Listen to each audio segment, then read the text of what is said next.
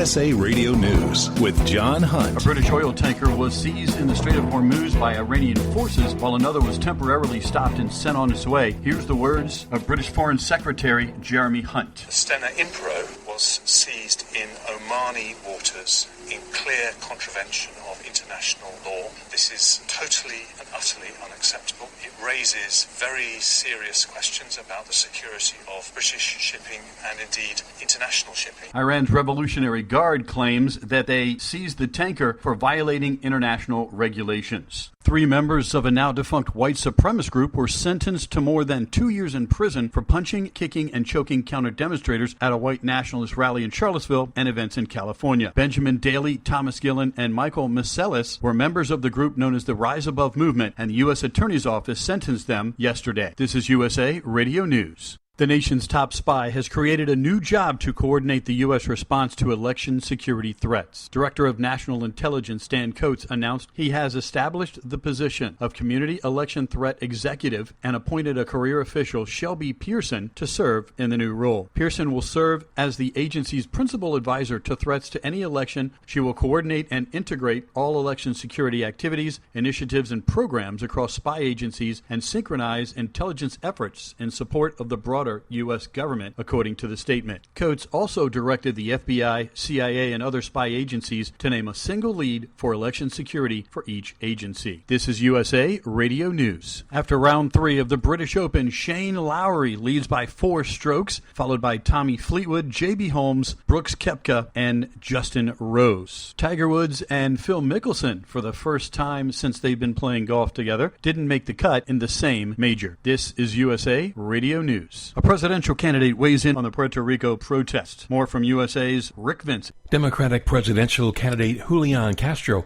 asked about the situation in Puerto Rico, where protests continue over leaked chats between the governor and his inner circle. We've seen comments that he and others in the administration have made. We've seen them using force against the people of Puerto Rico. This governor can no longer be effective, and I believe that he should resign.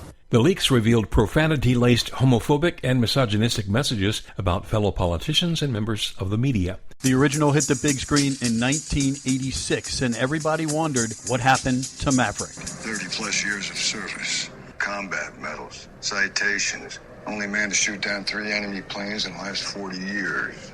Yet you can't get a promotion, you won't retire. Despite your best efforts, you refuse to die. You should be at least a 2-star admiral by now. Yet here you are, captain. What is that?